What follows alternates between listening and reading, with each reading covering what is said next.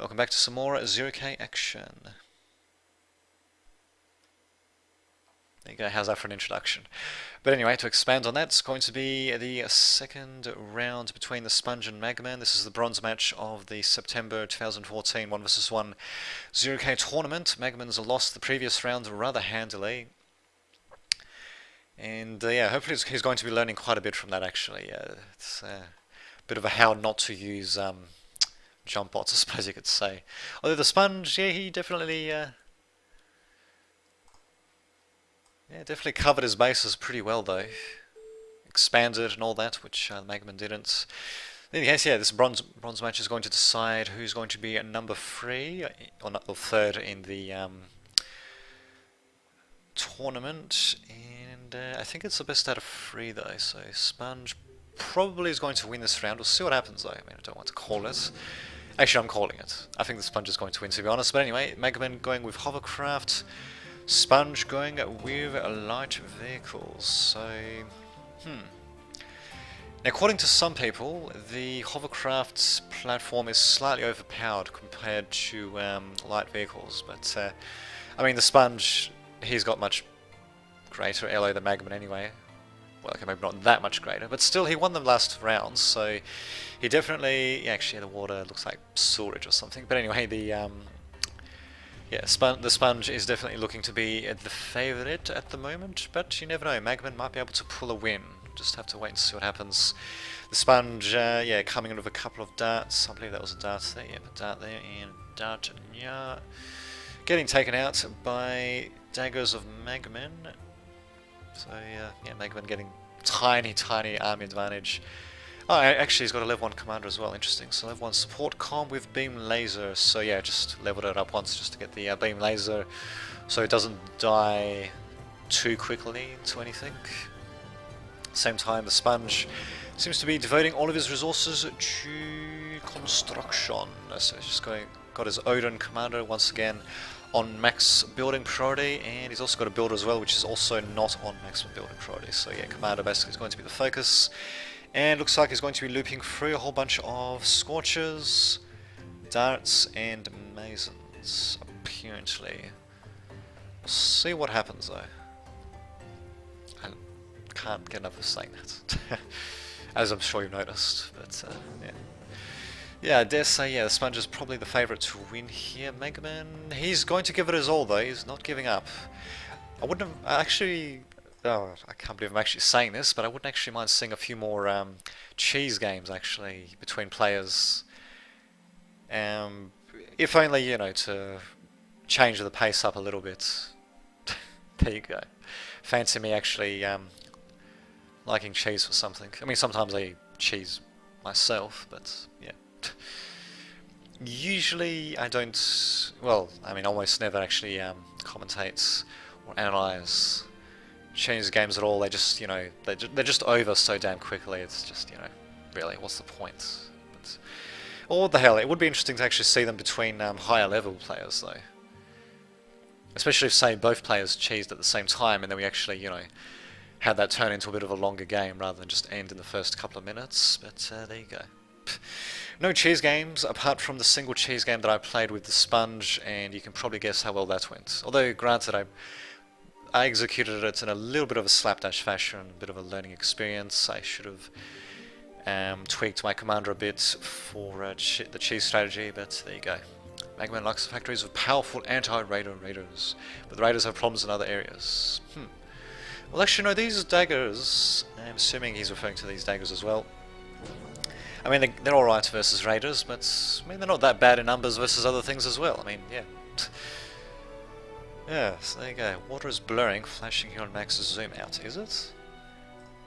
It is actually. It is for me as well. In fact, it is up there. Huh. Well, I'll be damned. Huh. If you zoom in, it's... That's bizarre. Okay.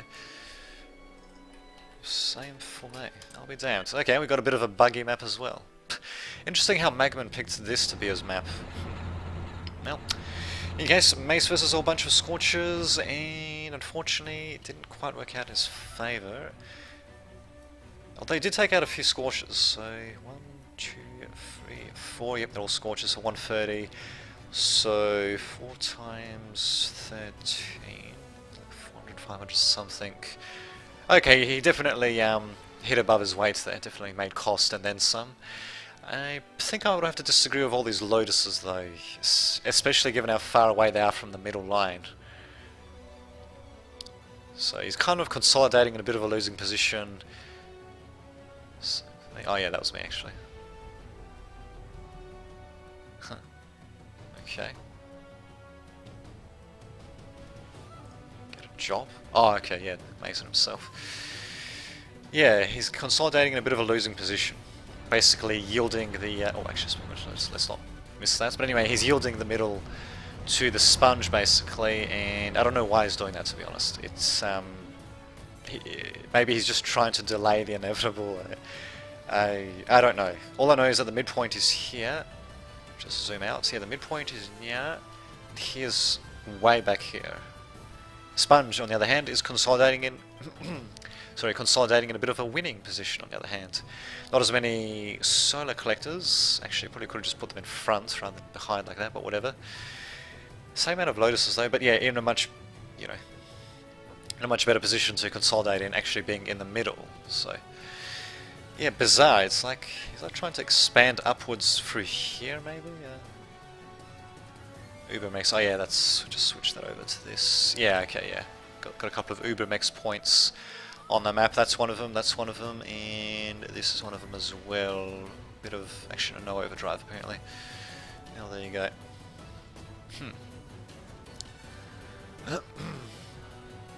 Bounce A stall. Oh yeah, he is actually. Ouch. Let's see what happens. Oh, very nice actually. Just as well that I barely caught that actually. Taking out a level 1 recon con from the sponge with a couple of maces. Very nicely done actually. Just using these guys pretty much as harassment forces really. Just coming in, coming out. And wow, he might actually be able to steal a game from the sponge. In which case we might actually be up for a slightly more interesting third game. Where did my medal go? Indeed. So yeah, now of course the army advantage in terms of raw numbers has now gone over to Magman, but keep in mind he does have a level 1 commander of his own, just with a beam laser, but still. And not much else really. Okay, he does have the maces as well as a couple of daggers here and there. Did manage to take out one of the mexes, and that is about it really. Didn't take out this mex, actually. Let's just have a look at its range. He might actually be able to do that from beyond the range. Actually, no, I don't think he can do it from beyond the range of the Lotus. And he's going to lose it rather unnecessarily. Could have just sent it over there. Jesus, that flickering is kind of annoying. Yeah, well. OD, overdosed? Maybe. Ironically, these maces, which are bloody riots of all things, are actually doing a much better job as a bit of a raiding force, more so than anything else. And what do you know, we've actually even got bombers being deployed by Magman before the sponge this time as well, though the sponge also did have a few bombers in the back, but he hasn't deployed them yet. Is he going to go straight for air sup? Well, he's going for a couple of swifts, but then he's going straight for bombers, and he doesn't have anything on repeat yet either actually. Just go to what's happening over here actually. At the same time, nothing else coming out from Magman from the plane plant, just a couple of bombers. Whole bunch of maces, not using repeats there either. What the hell are these guys doing? Okay, at least the sponge is using repeats. Yeah, interesting how that works.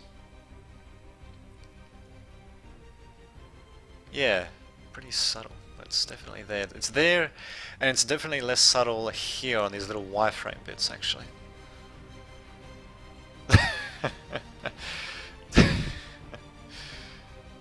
Oh, God. Indeed. Make sure everyone hates it. Exactly. Yes.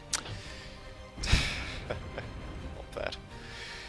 And, well, okay, I guess these bombers from Magman are doing a bit of damage, but I think this dagger charge is going to be deciding quite a bit.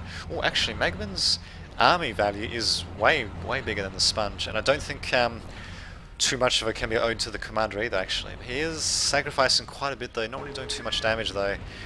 It's something you've seen time and time again in this tournament. Players just sending their stuff into the grinder, basically, without really accomplishing too much. Magman might be falling into that trap. We'll see what happens, though. In the case, he did manage to escape with a few daggers. He didn't really do that much damage though, that's the problem. Didn't even take out a caretaker, I don't think. A couple of scorches, but really, that's not much. Cute. What Hovers have gone after us 20? Yeah, well, they're not, apparently. Makes you wonder what the finals are going to look like, actually. Actually, yeah, heavy tanks. I wouldn't mind seeing more of them either, actually. Kind of reminds me of playing as a GDI, really, because GDI's got nice heavy tanks as well. But even then, actually, the heavy tanks in Thingamajiggy in 0K are a hell of a lot more. Wait a minute. Wait a minute. The Sponge. Well, I'll be damned. Okay, the Sponge has given up. In any case, I'll finish that forward in the next game. Basically, the GDI's heavy tanks are nowhere near as exaggerated as the heavy tanks in 0K, so that's all you need to know. And I shall see you all in the next game of the bronze match. There you go.